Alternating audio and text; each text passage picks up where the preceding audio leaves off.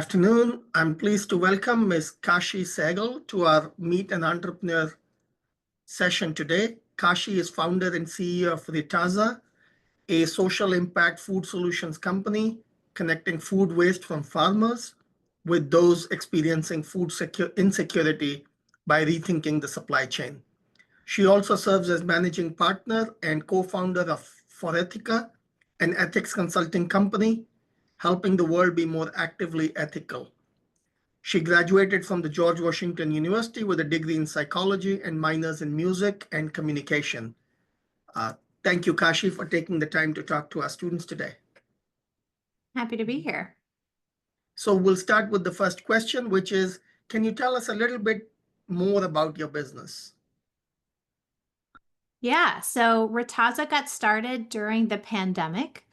And first of all, I just want to say I'm so happy to be here with all of you today, and thank you for the invite. So ReTaaza got started during the pandemic when farmers were throwing out produce by the record tons of pounds and milk by the record tons of gallons. It was literally being thrown out into landfills. And our neighbors were lined up at food banks in record numbers at the same time. And I just couldn't understand how we were throwing out this amazing food, life-giving food, when we obviously had neighbors who could use it. And so ReTaaza was born in June of 2020 when the world had shut down, a supply chain business in the middle of a supply chain crisis. And right now we are distributors. So we buy local food from local farms. We sell it to a variety of customers. And from what we are generating as profits, we're able to reinvest that back into the business, back into our neighbors who need food. We get food to them in a lot of ways. We sell food in a lot of ways. And we rescue food from farmers in also a lot of ways. So we do a lot of things, but all with a mission to feed people and to rescue food going to waste. So what's your business model? How does the business make money? So we sell food. At the very end of the day, we are a distributor. And what makes us different is we are hyper local. So if you think about the distributors you've maybe seen on the road with giant trucks, Cisco, US Foods, even maybe Royal, which is a smaller regional distributor, they want to move as much food as possible, as far as possible. You know, if you do the economics, a super full truck maxed out on weight is going to look more efficient all the time. We are trying to move food, even if it's very small quantities of food, as few miles as possible. And so that makes us really different. It makes our math look really bad as we think about efficiency per mile, but that's not necessarily what we're going for. In some sense, we are, because we do care about the environment and we are concerned about the load that we have on the planet. But we balance that with food access and where our customers are. So we are buying exclusively from local farms. We place normal purchase orders with them. We sell to businesses who buy from us. So a university, anybody working in food operations, so they can buy from us. Hotels, school systems, universities, caterers, restaurants, just a variety. We've even got food banks and other food pantries that buy from us. So a lot of different types of customers. I also, because at some point it was just me doing this business by myself when I got started, it was really hard to service all these different clients and be buying from a variety of different farms. And so I had to figure out how I could simplify my own life so I could survive as a business.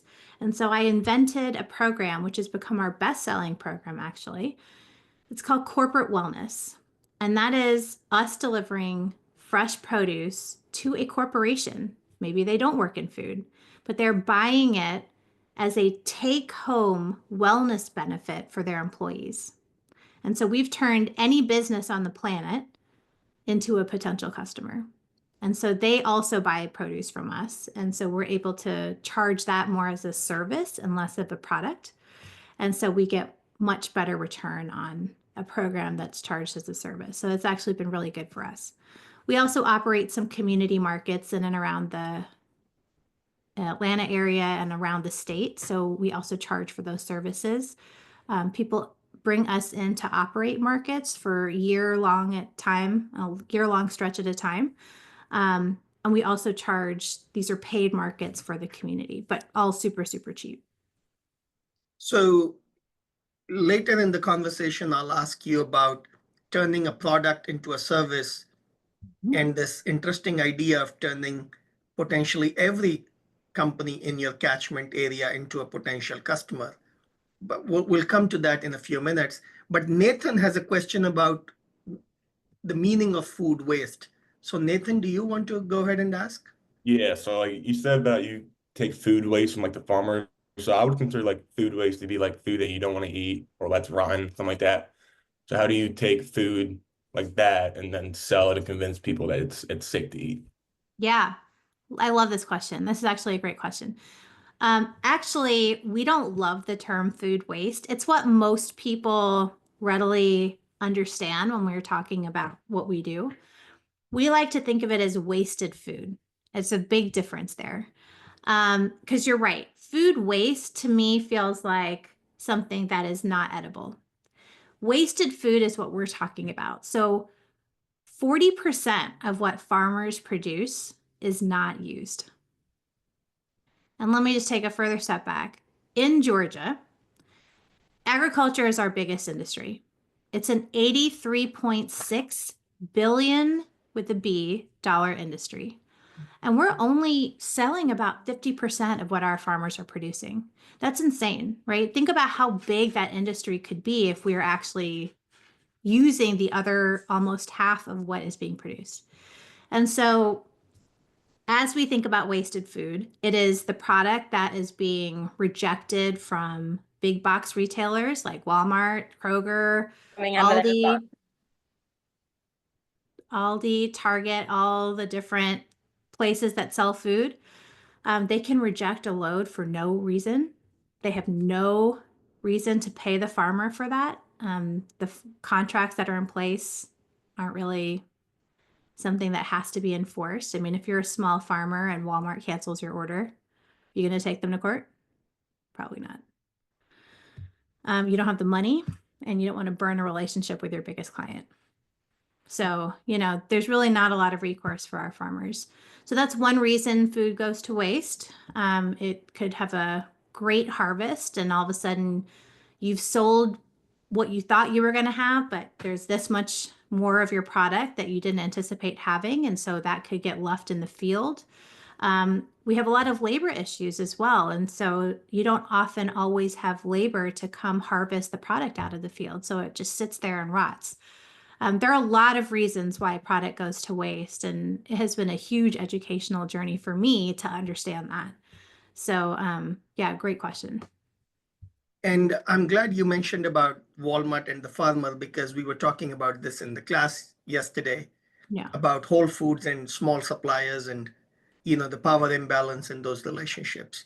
So I'm glad you sort of touched upon that.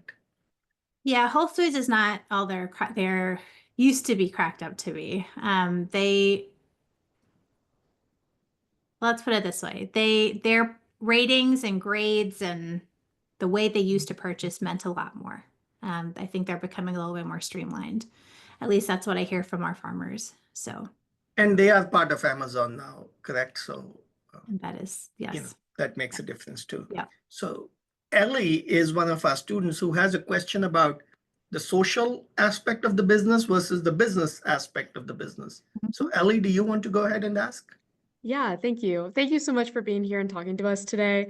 My question was more along the lines of I read your bio and it says that you've done a lot of consulting and that kind of thing. So I was really interested in how you understand the differences in starting more of a social business versus starting more of a traditional consulting kind of business. Yep, great question. So when I started out my career,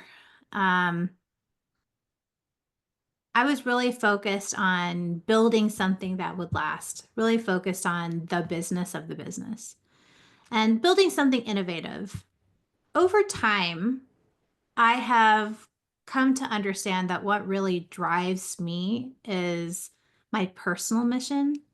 And if you guys don't know what makes you tick as a person, what brings you joy, what inspires you to get up and do something during the day, if you don't know what that is, do what you can to get in touch with that. Recognize when you're happy, whether it's a skill that you're using, you're out speaking, recognize that that is something that brings you joy, or you love a spreadsheet. I love a spreadsheet. I love to talk, but I also love a spreadsheet. So I recognize that that is a skill set of mine. I realize that doing something to help somebody else was it brought me so much joy to have that ripple effect that I wanted that to be part of anything that I built in the future and down the road. So to me, that social side, that purpose-driven side of the business is not separate from the profit side of the business. Those are not two different things. They're not mutually exclusive. They can help each other and be very part of the DNA of a business. The social side of what we do, the purpose, mission-driven side of what we do at ReTaaza, it almost inspires our customers to spend with us and create that profit. So if we didn't have that purpose-driven side of the business, we would be like any other distributor. What would be the point of buying from us? We could probably get some customers, but what is our differentiation even? It would maybe be harder to find that. We're a local distributor. Okay, great. I think we could talk a lot about local, and there are people that really want to buy local, but it's a better story when you can attach purpose to it. And storytelling is really what drives everything. If you can storytell, if you can create that talking point that people can resonate with, you can sell anything to anyone. And if you haven't taken a storytelling class, you should do that. And Kashi, by storytelling, you don't mean fictional story. You mean more like a purposeful story or a meaningful story. What do you exactly mean by story?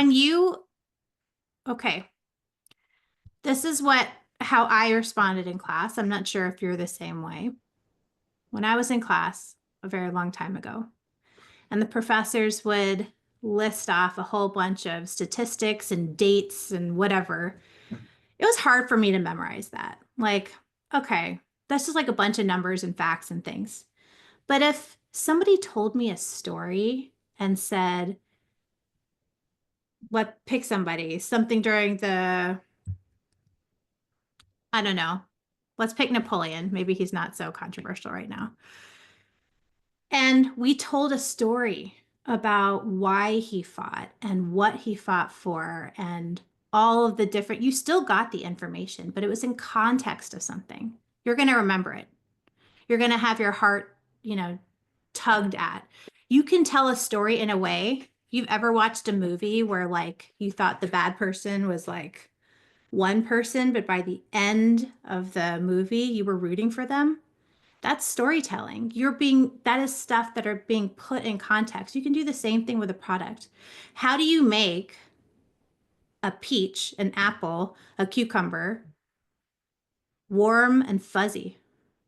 Well, you can do that through storytelling, and we can attach that cucumber to helping a local farm, to helping that family in rural America, to feeding a family in our community. We can wrap it in storytelling in a way that really helps the constituents that we're trying to help through our business. If we don't survive as a business, we can't help them. And I think that's a good segue to the question that another student, Matthias, has for you about creating connections. So Matthias, do you want to go ahead and ask? Yes. And so my question was, how do you go about creating connections from those who are generating wasted food? Explain that a little bit more. So when you're coming up with where you're getting the product from to be able to just make those connections between distributing that? How do we know which farmers have wasted food? Mhm. It's actually not easy. You would think, we actually pay farmers a fair price for all of the food that we are rescuing, quote unquote, rescuing from them. We are giving them actual dollars, cash. This sets us apart from many other.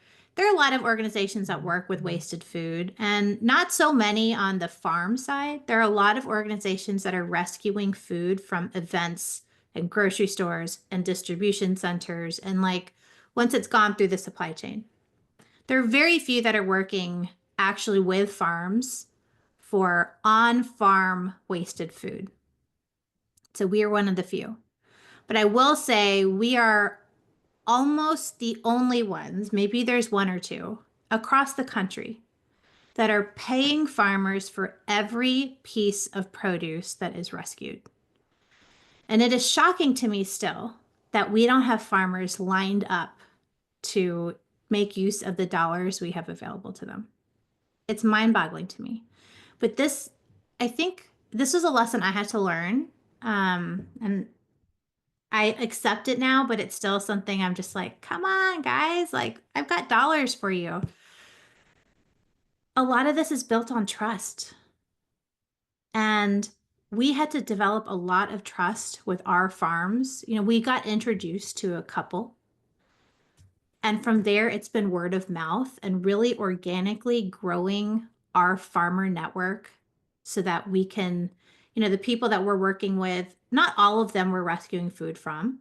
We buy normal everyday product from these farms, but our word is so good. We pay those invoices that come through from farmers. They're the first invoices that get paid because farmers often have to wait to have their invoices paid. So we make sure we're treating our farmers so well that people are hearing about us and now proactively coming to us, which is something it has taken years. I mean, we're 5 years in and it is just starting to happen.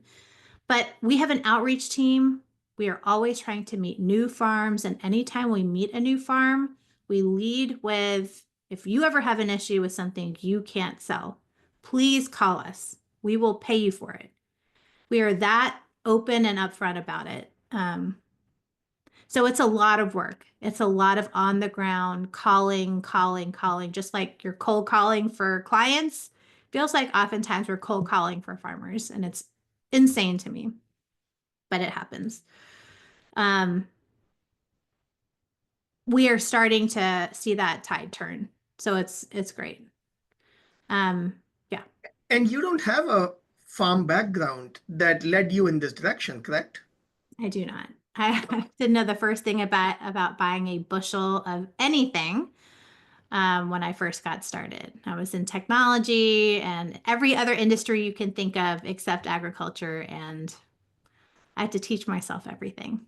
Kind of learned as I went, and I had a lot of wonderful farms that helped me along the way. I think I called my first farm. I didn't know who I was going to start with. I just picked one on the list, and I was like, all right, let's get started. And I placed my first order. It was for a bushel of zucchini. And I did not know what I was talking about. It just sounded good. And they were like, you can't buy this from us because you need this certification. I was like, cool, I will call you in a week once I get my certification. And so I had a really flexible partner who was our very first client. And so they were willing to be patient. And so I got my stuff in order, but I had a lot of people teach me and help me learn along the way. So we kind of soft started so I could learn and figure out what I didn't know. But Interesting. I've learned a lot. One of the things we talk about in this class is marketing. And one of our students, Sophia, has a question for you about marketing. Sophia, do you want to ask your question about spreading the word? Yes. When you first started out your business, what did you do to spread the word and get people to know about your business when you first started? We did zero marketing when we first got started. For us, it wasn't, and for me, it's not always about marketing. I want to make sure that we have clients. I wanted a handful of clients to prove the concept and the model, and I didn't want to break the company because it was just me. you know, so I wasn't looking for 100 clients. I couldn't have serviced 100 clients by myself. And if I had tried, I would have failed and the company would not be here today. So it is more valuable to start with fewer clients and create a small group of very, very committed clients who can go out and on your behalf speak to how wonderful you are. We did such a great job. Not we, because eventually we did hire somebody, but at some point we did such a great job. One of our clients actually decided to come with me to sales calls. He made the introduction and then came and sat in the meetings with me and was like, you have to do this. This is an amazing program for your employees. And they signed up on the spot because of that social proof. They knew this businessman. He was very well respected. And he was like, this is an amazing company and an amazing program, and our employees love it.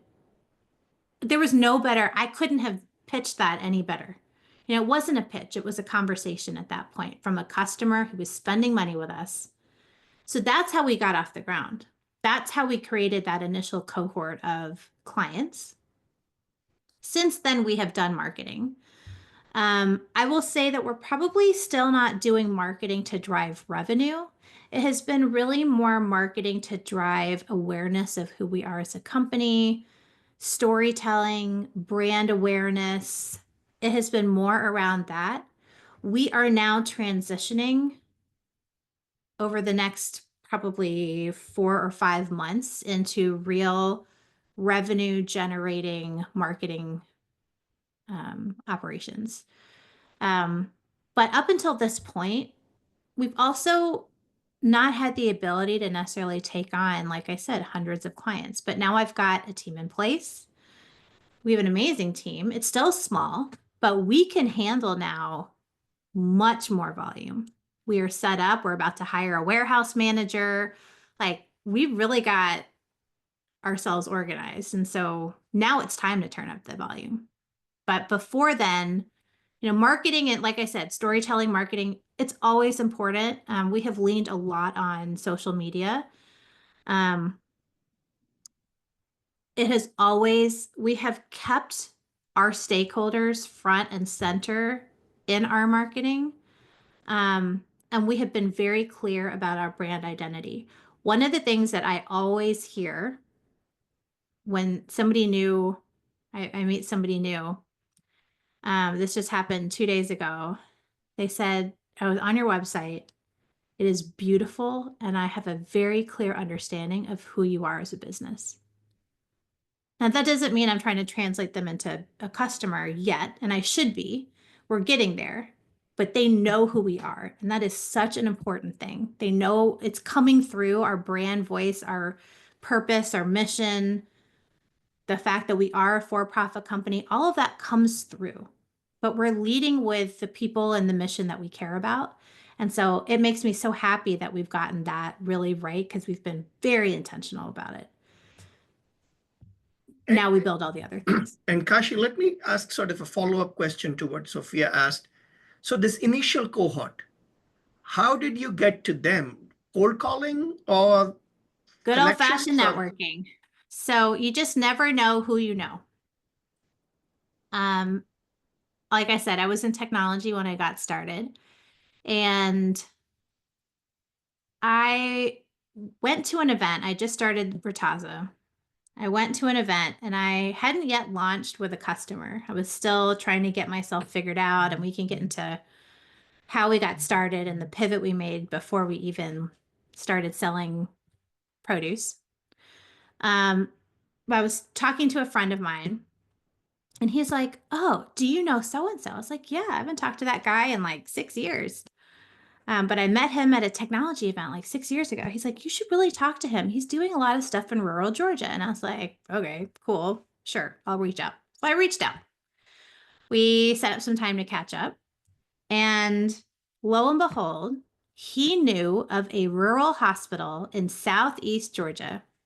It's about as far away as you can get from Atlanta. It's like 4 hours from Atlanta in the swamp, like almost Florida. had never heard of this place. And he was like, I know a rural hospital there, and she is a big champion of local food, and she is trying to bring local food to her hospital. And I was like, cool, I want to meet her. He made the intro, and she became our very first customer, and such a champion that she helped us bring on a slew of customers in her area. And we created in Southeast Georgia this little hotspot. Such a random thing, but I wasn't focused on being everywhere. You know, with a supply chain business and like being able to deliver food, it would have been hard for us to be all over the state. You know, like in the southeast corner of Georgia and the northwest corner of Georgia, that would have killed us. So to be able to deliver to a group of clients in a somewhat small radius was actually really helpful to us. And it gave us the ability to test what it looked like to deliver and have a client in a few different industries: healthcare, manufacturing, warehousing, lumber. So like we really tried a lot of different things, and we're able to then get some kind of snowball effect from that. But you really don't know where it's going to come from. You can put all the right pieces in place. I really value the network that I have built. I have not built it with the intention that I can go and ask somebody for something. I build my network with the intention of how can I help somebody else? What can I do to be of service to them? At least that's the intention. There might not be anything they need my help with, right? I also am not so bold to think that I can help everybody with everything. But service mindset. If you approach your network that way, even if it is 6 years between now and when you've talked to somebody, and you shouldn't let a relationship languish that long, if you create the right relationship, you can go back to that. I mean, Yeah, that's the strength of a network. that's one thing I've picked from our conversation the last few minutes is, networking without sort of the instrumental mindset, networking for the sake of networking, getting to know people, understand people for the sake of doing that. And then whatever benefits come will come. Is that correct? Yes. And like, I don't love the term networking because it just has such negative consequence or negative connotations. Like networking in order to just like find people that'll help you. Like, think of it as just relationship building. You know, can you go to an event and meet 5 new people and have interesting conversations with them? Start by asking them what they do, take an interest, don't talk for the first 20 minutes, like really listen and hear what they have to say. Eventually, they will ask you what you do and what you're interested in, or they won't. But you will know more about them. This is also true for client meetings. Get in the meeting, ask your first few questions, and don't say a word. Let them talk. They will tell you everything you need to know. Anything about how to sell them, what's important to them. You keep them talking, they're going to give you the like playbook, University of Alabama. So they're going to give you the playbook for how you should talk to them and get your point across and be persuasive to them. Okay, wonderful. I'm going to call on Brady Ryan to ask you this question about location, Atlanta, Georgia, being, so Brady, do you want to go ahead and ask? Mhm. Yeah, absolutely. So my question for you was more so, why did you pick, I know you're from the Georgia area, but why did you pick the South to be your area of interest for your business? Especially this business, right? I mean, you could do it in the North, you could do it in California or New York. What? Yeah. I mean, very simply, I'm from Atlanta, and this is like where I had the bulk of my network. So it felt like a natural place to start. I will also say that Georgia produces more in terms of a variety of crops than almost any other state in the country. So it is almost easier to do it here. Like starting on the scale of California just feels daunting. You know, that's really that's hard. And then because we have such a wide variety of product in Georgia that grows, why not start here? I mean, I could have started in Florida, but I didn't know as many people in Florida as I did in Georgia. So you start where your network is.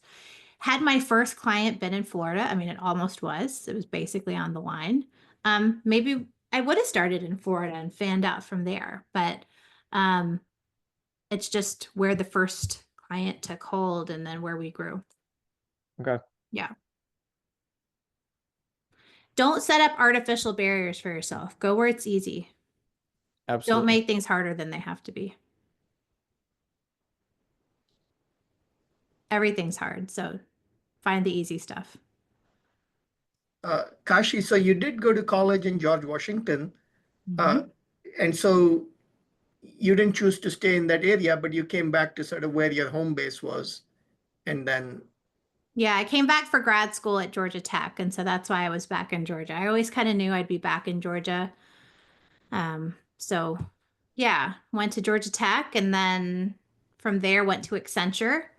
And but while I was in grad school, I started my first entrepreneurial journey. I started a nonprofit, actually. It was the very first company I ever created. And it was during Hurricane Katrina. I don't even know if y'all were born at that time. Like, I don't even know what is the date here? So 2000. our audience, our students are about 19, 20, 21. That's Okay. the age group. So yeah, Hurricane Katrina in 2005.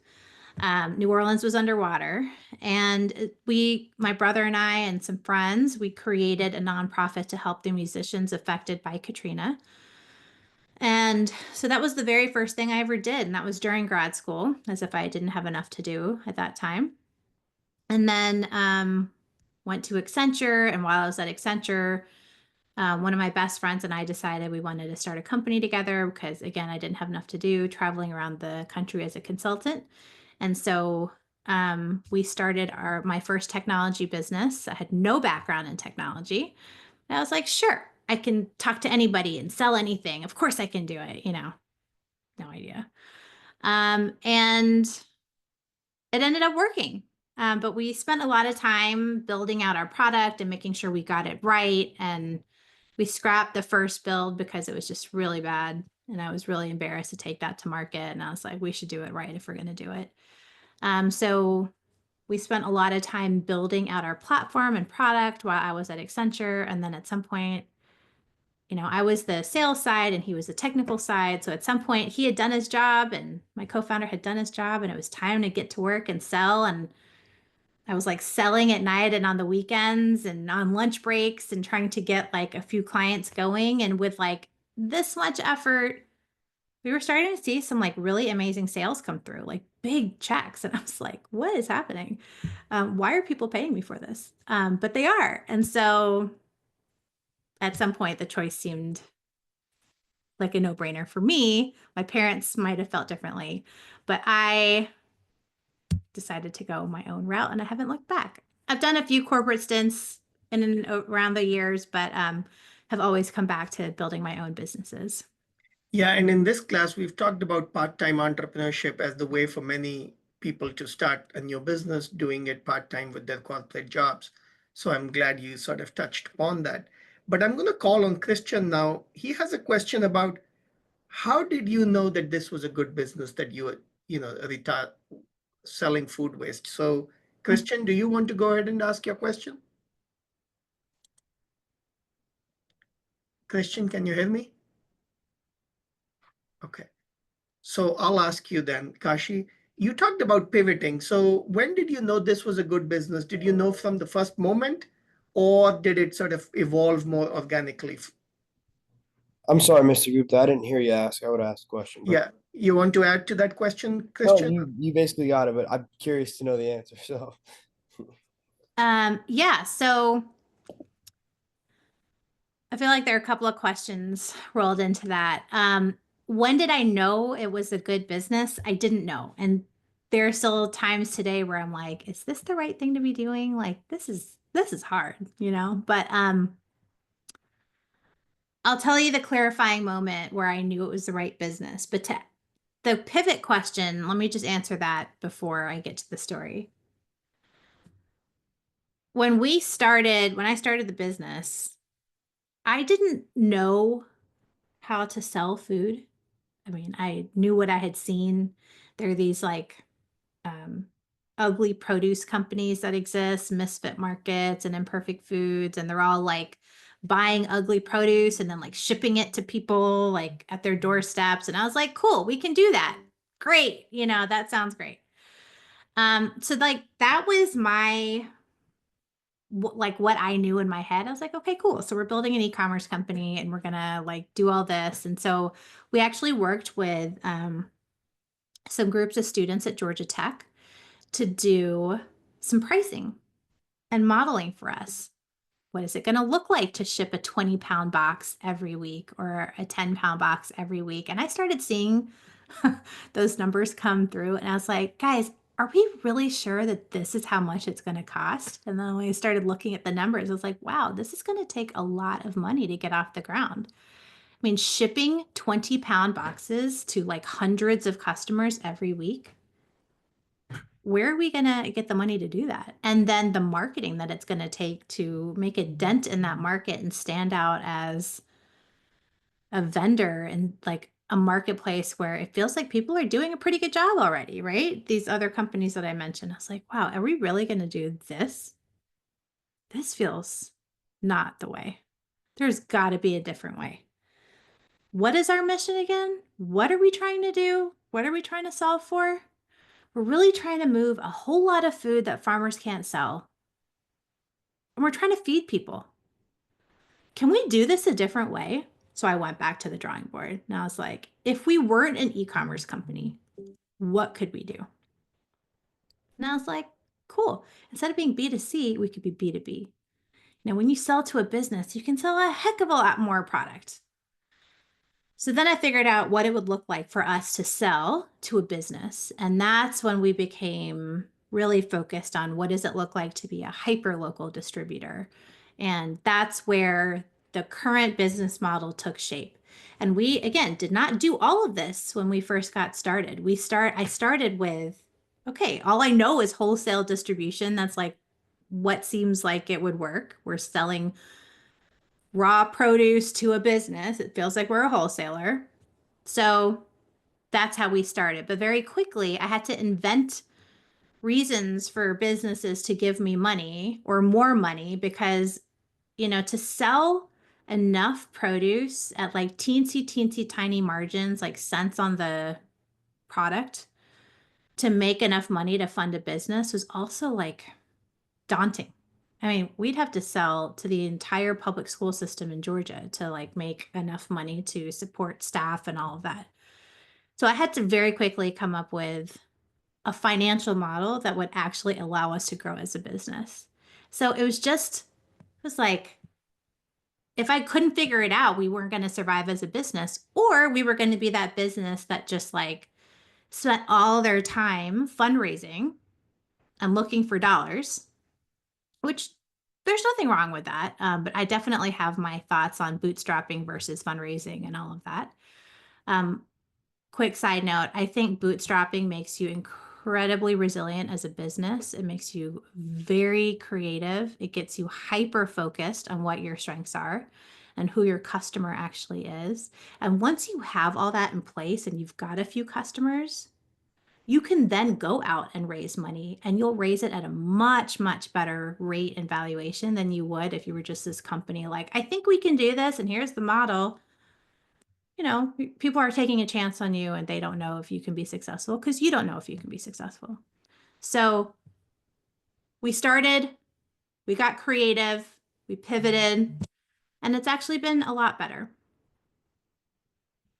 Wonderful. And what you said about being scrappy in the beginning, bootstrapping, not raising money from the get-go, that was something we were talking about in class yesterday. Yeah. So I'm so glad you reinforced It's really it. uncomfortable. Yeah. Like really uncomfortable. You have to like not want to eat dinner maybe a few nights a week. Like with my first company, I walked dogs in my neighborhood because I needed to make some extra cash, like to pay rent. Like, I mean, I was in it. You know, if you believe and you're like all about it, sometimes it takes that, you know? Yeah. if you're willing to do whatever it takes to make it work, you know you are cut out to be an entrepreneur. Wonderful. It's not Christian, for did you have a follow-up question? Did that answer your question? Okay, Yes, that answered my question perfectly. perfect. Thank Thank you you. very much. That was really interesting to know. So, Kashi, let me ask you this. When you first started discussing this business you wanted to start, this one, ReTaaza, with people around you, parents, family, cousins, friends, and you had a professional network of people who probably worked in technology jobs. What were the reactions of people around you? Were they fully supportive? Were they like, this is never going to work? Were they like, do whatever, how did they react? Um, it's a good question. It was mixed reaction. So, with my first company, people looked at me like I was crazy because I didn't have any background in starting my own businesses really. And I was at a very good consulting company. My parents were like, yay, she got a great job. And then all of a sudden I'm like, no, I want to go do my own thing. And I don't know if it's going to have stability. They didn't know what to think. I have now started a few businesses. So I got a fewer crazy looks when I decided I wanted to start this business. But there were a lot of people that tried to sit me down and say, what are you trying to do? You are looking for trucks right now, and there are no trucks to be found. Like, it is a supply chain crisis. Trucks are expensive if you can find them. Like, why this? And I was like, why not this? I mean, people need help. And if I have time, I'm not going to events right now. I'm sitting at home, literally doing nothing, learning how to bake sourdough bread. Like, I can do something else with my time. Why don't I try to figure it out? If it doesn't work, it doesn't work. Great. I tried. So I tried and I asked the questions and I started learning and I went down the road. And the more I talked about it, my mom, who was super skeptical, she's my harshest critic, right? And my biggest supporter. She was super cautious and critical and concerned with my first business, as she should have been, 100%. If we had to do all over again, I totally get why she said what she said. But this time around, she was like, this feels really good. This makes sense. Your passion, your interest, your skill set, I can see all of that coming together and it feels like the right fit for you as a business, what you're spending your time on, what you're going to be talking about. I've been a sustainability nut from very, very early on. I got my whole, not just my house, but my whole street growing up to recycle. I was head of the ecology club in high school. I've always had the sustainability focus, but I've never done anything professionally in sustainability. And she was like, of course this makes sense. This is all of your passions and interest and you wanting to feed people and mission driven. It all comes into one thing and it's a business. It makes so much sense. When I explain the business to people, they're like, oh, that makes so much sense. I get it. And so I think that's the reaction my mom had. When my mom said it was a good idea, I was like, well, now I know I've struck on something. So she's my litmus test for sure.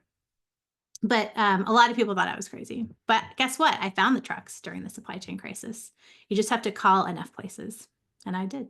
And that segues to my next question, which is what are some of the major challenges you had in starting and running this business? I guess trucks on, getting the supply chain in place. What else? So you have to throw out your picture of what it looks like.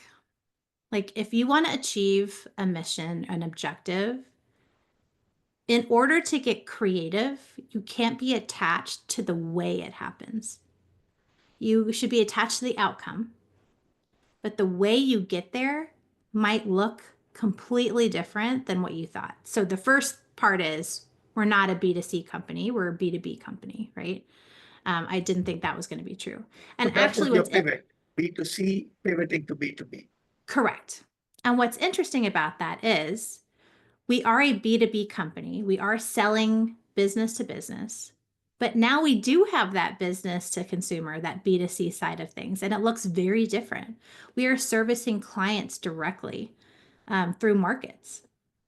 not something I ever thought in a million years, never thought we would be operating markets. We have an organization in Atlanta that does amazing work organizing farmers markets, but we carved out a small niche for ourselves. We're not bringing farmers to all set up a bunch of farmers at a market. We're essentially the best farm stand you've ever seen. We pre-buy all of our food. We make sure farmers can spend their time on other things, and then we sell on their behalf. And so it's actually been quite amazing. And our markets team and the side of the business is growing like wildfire. We cannot keep up with the demand, and people are paying us to operate these markets, partners. So that's the first thing, is like, had no idea we would be B2B and now also B2C. That is operating a lot of different things, and we might be too unfocused, but it is all servicing and supporting each other. And so it actually works for our business. The other thing is, yeah, I mentioned trucks.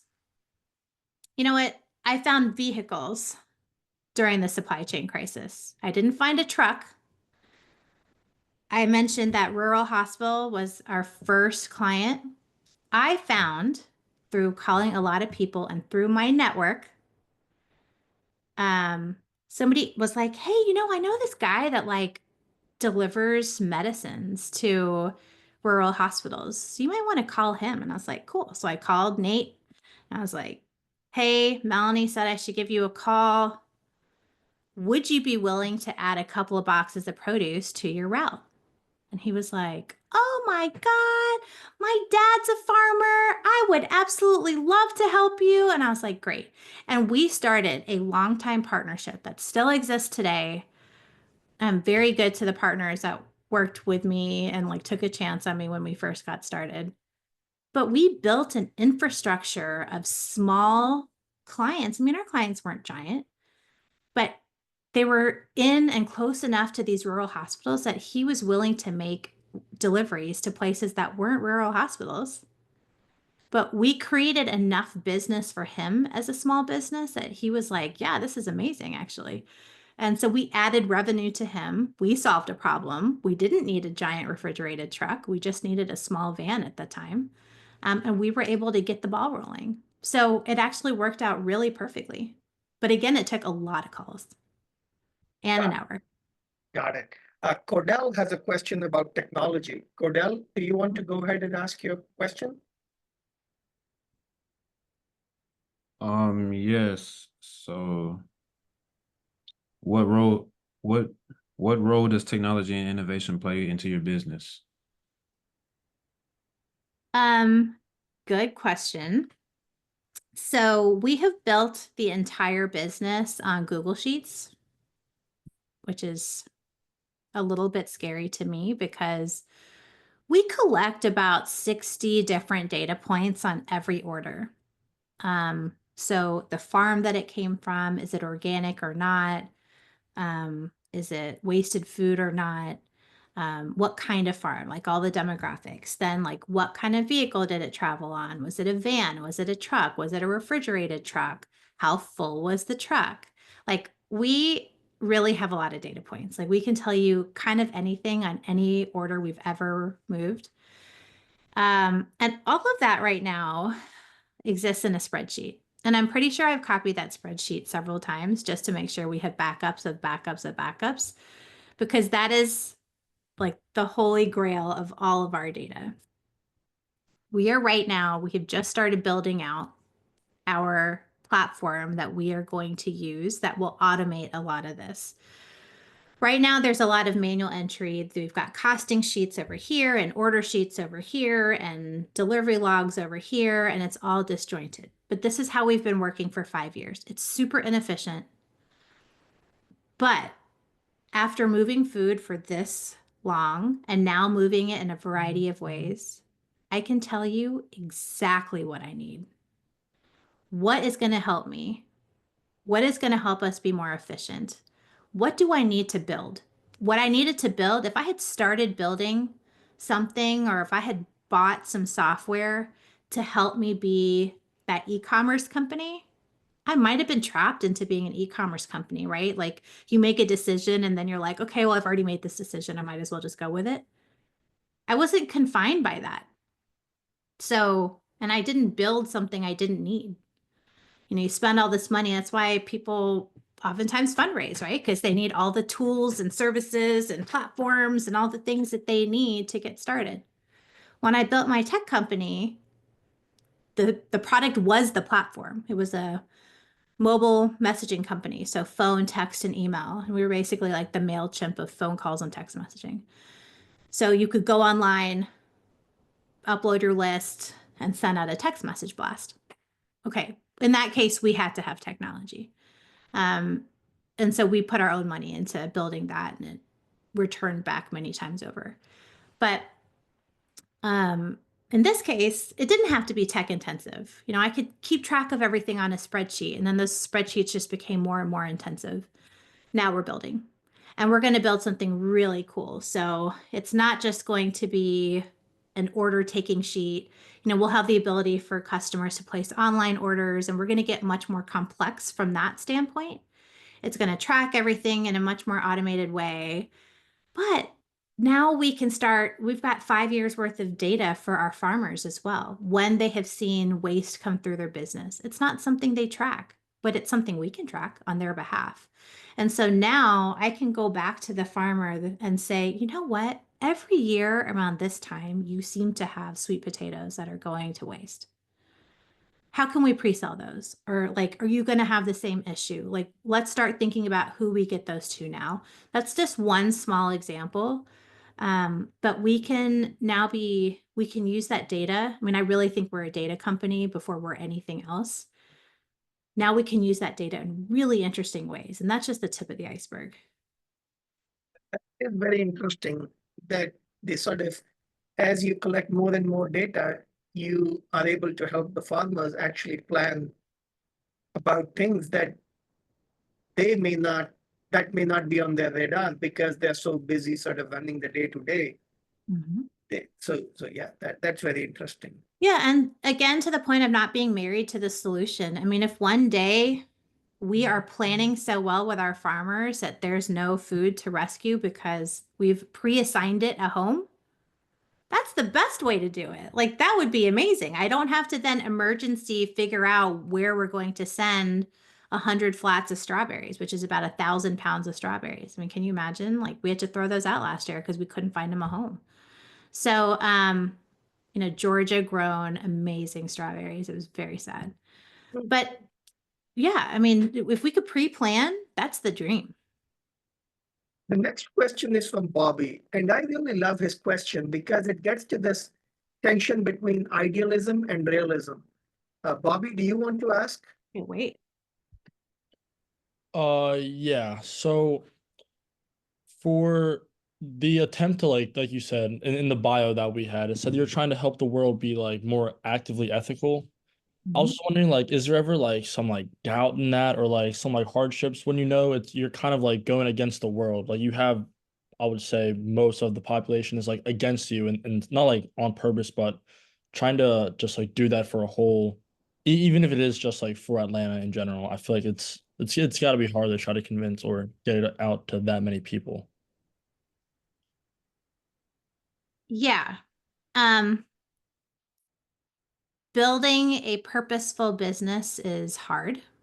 And, but what makes it easy is the mission. You remember why you're doing it. Now we've had success, so that also keeps the ball rolling and like you can think about the successes you've had. The actively ethical part is the ethics consulting company that I started with the Center for Ethics Director at Emory. That has the ability to change the world in a very fundamental way if we can help businesses make decisions, and businesses are made up of people, right? So how do we help people understand, first of all, what is an ethical dilemma? How do you identify one when you see it? Because you don't always know. And then how do you make decisions that get you to, it's not about a right or wrong answer. It's about two competing values And how do you pick one over the other? In ReTaaza's case, this might be, we want to help a farmer, but we also care about the planet. If we learned about, and this has happened, we learned about a lot of wasted product happening in Florida. It was a truckload of green beans. But we didn't know anybody in Florida to sell it to. We tried really hard. We were like, okay, we're going to do our best. And we just couldn't find a solution. And it was going to cost us so much money and be such a load on the planet for us to bring it to Atlanta that we were like, you know what, we're just not going to do it. But those are two competing values. We would have done a lot of good for the farmer, but our stakeholder is also the planet. So we had to figure out what really makes the most sense. And also then to the business, like we have to make sure we're making the right business decision to make sure we're around to help more farmers. So there were a lot of decisions at play there. And those are the decisions that we are trying to help others make in a more real-time fashion with like infrastructure and tools that you can use to help make those decisions. They're not easy, and there's no right answer, which is what makes it really hard. But yeah, it is an uphill battle, and you do get discouraged. It's not like puppies and rainbows all the time. And so Kashi, yeah. what's the motivation? What's the drive? What's the will to sort of constantly be fighting this battle, even if it is a good battle? I mean, it seems like a daunting battle to fight, right? Yeah. And I am human. There are days where I'm like, man, it's a lot. Like, I just need a day or I need a weekend. And some days I just like need to turn myself off and go like hang out with my puppies for the weekend and do nothing else. I mean, you do need time away because you do need to get recharged. You can't do it all the time. However, understanding what drives you, having that North Star, having that passion for what you're doing, whatever it is. Again, you might love being a CPA. Great. That is awesome. And I say that with all sincerity. Do it. If it drives you to help people and their businesses and help people financially plan, and you want to help people in that way, great. Go do what you're meant to do.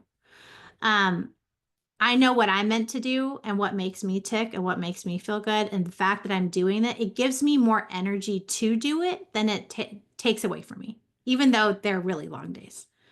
But I feel really good at the end of my day. In most cases, I feel like this conversation is reminding me to feel good at the end of today. So thank you.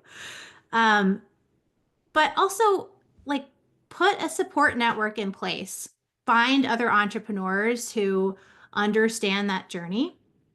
My husband and I are really good friends with a couple, and the wife is in like corporate business, and my husband's in corporate as well. He used to be. And the husband is an entrepreneur. And he said to me, he was like, you know what, can we just go grab dinner one day? Like, we're all very comfortable with each other. Because he and I get each other in terms of being entrepreneurs and like the struggle. If you don't own your own business, if you haven't had to figure out how to make payroll and really sweat it, it's hard to explain to somebody else what that pressure is like. It's really hard. It is a very, very lonely existence. The highs are real high, and the lows can be super low to the point where you're having panic attacks. If you are not ready for that roller coaster, maybe this is not for you. And that is okay. That is okay, because if I didn't have people that wanted to be part of my team, I could not do what I do. I have assumed that risk for them. But if you are crazy enough to be an entrepreneur and take this ride, find a support system. You cannot do it without it. Cannot. Whether that's mentors, advisors, friends, other entrepreneurs, find a group of people that can really be there for you. So I know we talked a little bit about your family, but let's sort of go deeper into that. What was the environment like when you were growing up at your school, in your family, and your extended family, friends? Was entrepreneurship something that was encouraged, desired, ignored? Could you maybe talk a little bit about your growing up years that shaped who you are today? Yeah. We didn't call it entrepreneurship. That wasn't the word. I think that might have been too big a word for us in like third grade. But we were certainly never discouraged from like having an idea and trying it. I took fewer risks as a young kid than my brother did. He was younger. And I was like the responsible older child, and he was the younger, like, do whatever he wants, younger kid. But like, we both tried a lot of things and we're never told no. Always encouraged. Like, if you have an idea, if you want to go after something, do it. Run for student council or student leadership. Yeah, do it. Go for it. I never got elected, but I ran every year because I was like, I'm determined to make this happen. You will listen to me. And that persistence has paid off today. My mom knew at some point building that muscle and being able to hear no and like not win, but get up and try again. That was a muscle I was building for life. And that has been something that has been really helpful. You hear no a lot as an entrepreneur, trying to sell something, trying to get anybody to do anything. So it was always encouraged, but maybe never directly. My dad worked for a really large company, but he was what I would call more of an intrapreneur. I'm sure you guys have talked about that, but like innovating within a business.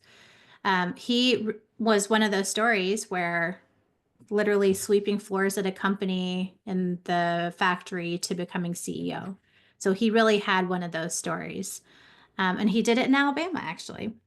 So different school, maybe down the road. But he did it in Alabama. And so in 1960, without knowing what was going on at the time. And so he really overcame a lot. And I've certainly never felt like I had the luxury of saying, well, it's too hard. He did things when things were as hard as they could possibly have been for him. And he figured it out. So if he could figure it out, certainly I could figure it out. And it was definitely a reminder to me that I got some great foundation laid. But both my parents, my mom started, she was a professor. She then started a foundation. She started writing children's books. She has just like never stopped creating and doing. So we've always had this model in front of us. And it's been great. It really has rubbed off more than I realized when I first got started. I always knew I wanted to start my own business, but I did not think it would come until much later in life. I did not realize I was going to be like 22 with a foundation. Like that was never in the cards, but here we were. So it happened. Wonderful. There's never the right time. I would just say that there's never the right time. Just go for it.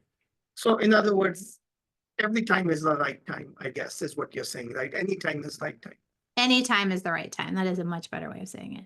Very positive. When the students were looking at your bio, they had questions about sort of the line from your undergraduate to your business, right? From music minor and all that psychology minor. So I'm going to let Alice and Sam ask that question. That's one of the things they wanted to ask you. Alice? Sam? Yes. I was just asking mainly how you went from, or what you were planning on doing post-grad with your degree, and then how you switched from studying communications and psychology to what you're doing now. Sure. I will say, so I did psychology in grad school. So post George Washington and undergrad, I was following that track very much so. Going to Accenture, very much followed that psychology track. I did what you call organizational psychology, industrial organizational psychology. So, the study of people at work. So being at Accenture was just like an evolution of that. I was in the area of Accenture that really focused on talent and performance and all of those things. So it felt very much in line. when you think of studying people at work and like incentives and behaviors and interviews and what all of that, that is something I use all the time. So it is a great foundation for a lot of what I do in business. When we think about communications, again, how to communicate, it's like really important. I mean, that's not just like, it's like kind of fundamental to how you get your point across, how you ensure things resonate. So I'm using all of those skills all the time. It may not be in a traditional comms role, but all of the marketing that we are doing now, I didn't learn this in my communications minor, but you take a lot of those points with you. You think about like, one thing that sticks out to me during my communications class is like the bias we have in communications during interviews and during, different points in life. Well, so that has always been a point that has stuck out to me. And as we're hiring, I'm trying to be really mindful about who we're bringing on and why am I making the decisions I'm making. And, so you take everything with you. You take all of that with you into your decision making. Music, that was just for fun, because I've always been a musician. And I knew that if I didn't force myself to take the classes that I would really enjoy, that I wouldn't take them and I would do something else. So that was really just for me. And that's always a good thing.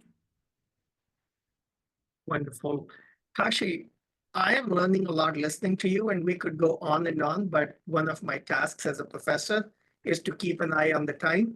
Yeah. And not keep students longer than is allowed within the lecture period. No one's that interesting. All students want to get out. So let me move us to the last two questions. The first, sort of, the second to last question being, where do you see this business going forward? We are going to expand geographically. So really figuring out how to do hyper local sourcing, but all over the country. So right now we're trying to figure out what those next steps look like for us in terms of expansion. We have a lot of opportunity in front of us. So I'm trying to figure out how we make that right decision. So that's one. We also have the ability to do something which I said we would never do. Never say never. But we have the opportunity to open our first grocery store. And so we are in the process right now, actually, maybe next week, of signing our first commercial lease for a grocery store in Atlanta. And so it is going to give us the ability to bring food access, really cheap, affordable, local food, which is not something that's being done kind of anywhere. But we're able to do that. And so we're going to bring it to an area of Atlanta that does not have a grocery store. And the city of Atlanta has really been trying to get a grocery store in this area. And everyone has said no. So we're going to do it. There's this whole conversation in the country about food deserts. And I guess you're saying you're going to be taking a baby step towards fixing that in the city of Atlanta. Sure. And if we can figure it out here, why can't we figure it out anywhere? I mean, let's think big. Could we do this small market that we're going to create anywhere in the country? Wonderful. So now, last question. Okay. You've gone to a good school. You've had an interesting career, sort of moving industries, moving, corporate world, business, your own entrepreneurship endeavors. What is one advice you would like to share with students about to embark on their career post-college? So our students are typical, undergraduate students, junior, sophomores about to graduate. Yeah, I think I've said these two things, but I'm just going to repeat that. Figure out what your North Star is as a human being, whatever it is. Don't be ashamed of it. Don't be embarrassed by it. Find out what you do really well, like your skill set, your strengths and your passions, and build your career around that. We talk a lot about weaknesses and like furthering ourselves and developing our skill sets, and you should do that to some extent. Absolutely. Learning and constant learning and improvement is always a thing. But as you're thinking about building and starting something, build to your strengths. You know, you can hire, I'm not a numbers person. I've had to learn how to read a balance sheet and do all those things. I have somebody on my team who's a whiz. Now I can read it. I have spotted errors. I understand what I'm looking at. Like, I'm very intelligent when I look at it, but you don't want me building it. You know, I have an expert for that. And so know what your strengths are. Build to your strengths. Build to your passions. And I think that'll take you a long ways. The other thing I'll say is it's always a good time to start, but make sure you've done a little bit of research. Make sure you have some of the questions answered, all the traditional questions: who, what, where, when, how, why, how. If you could answer those questions with some solid answers, that's all you need in terms of a business plan. You do not need a 20-page business plan. Most of it won't be relevant in 3 years or even in 1 year. 1-page business plan, answer those questions. If you've got some solid footing, get started, because you will never learn more than when you put your product or service out into the world. Wonderful. That's Both it. are good advice, Kashi. And on that note, let me thank you for your time today. You were very generous with your time. You covered a lot of ground, and thank you very much. Absolutely, my pleasure. Take care and bye-bye for the students. That's the end of class. Thank you.